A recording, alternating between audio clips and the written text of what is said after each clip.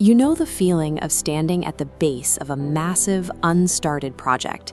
You're waiting for a spark of energy to get moving, but the harder you look for that feeling, the further away it seems to get. We often wait for a spark because we assume motivation is an emotion that arrives on its own schedule.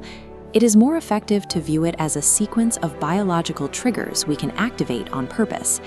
To prove it, we are going to build a custom 4-step plan together. By the time this video ends, you will be exactly 5 minutes into the task you've been avoiding. To follow along, grab a pen, a piece of paper, a timer, and identify that one specific task you've been putting off. When you treat motivation as a mechanical process rather than a mood, you stop waiting for the right feeling and start relying on a series of predictable steps to move forward. Step 1 is the dopamine audit. Dopamine is the primary driver of desire.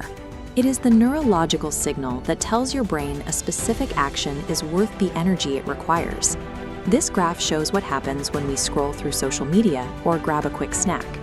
That artificial spike in dopamine raises your baseline, making your actual work task look unrewarding and boring by comparison. Take your phone and physically move it to another room. Then, close every browser tab on your computer that isn't essential for the work you're about to do. This comparison shows the goal: moving from a desk with high dopamine distractions to a minimal environment where work is the only thing left to do. It's tempting to keep your phone nearby for quick research, but having it in sight preserves the option for an easy dopamine hit, which keeps your baseline too high to focus. By making your immediate environment boring, your brain will eventually engage with the task simply because it is the most interesting thing available. Step 2 is the autonomy reframe. Psychologically, we have a deep need to feel in control. When we feel forced to do a task, our natural instinct is to resist it. Write down your goal. Cross out sentences starting with "I have to." Replace them with "I am choosing to do this to reach my goal." Explicitly linking the task to your own choices and future identity lowers the mental friction that comes with feeling obligated. Step 3 is mapping the micro-wins. We need to shrink the first few minutes of work until they are impossible to fail. Take the project and shatter it into 3 actions that take less than 2 minutes each, like opening a document or writing a single sentence. These should be so small they feel stupid to ignore. On your paper, right below your reframe, write out your first 3 specific micro-wins. When you clarify why you are choosing the work and then shrink the size of that work, your brain stops seeing a threat and starts seeing a series of easy wins. Step 4 addresses the idea that we need to feel motivated before we act. In reality, the physical act of starting is what creates the feeling. This is behavioral activation.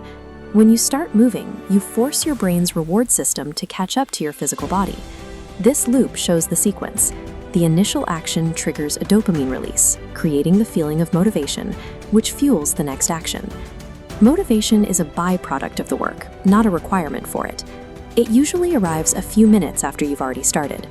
Set your timer for exactly 5 minutes right now. Begin your first micro-win and don't stop until that timer hits 0. Expect to feel a bit of resistance for the first 60 seconds. That resistance is normal. It's just the friction of building momentum. Waiting for a spark is a trap. Forcing 5 minutes of action is how you actually build the fire. If you started your timer, you are now past the hardest part of the entire project. You moved past the resistance and created steady momentum. The energy you were waiting for didn't strike you from outside. You built it yourself. Our action plan is now complete. You've audited your environment, reframed your choice, mapped your wins, and started the loop.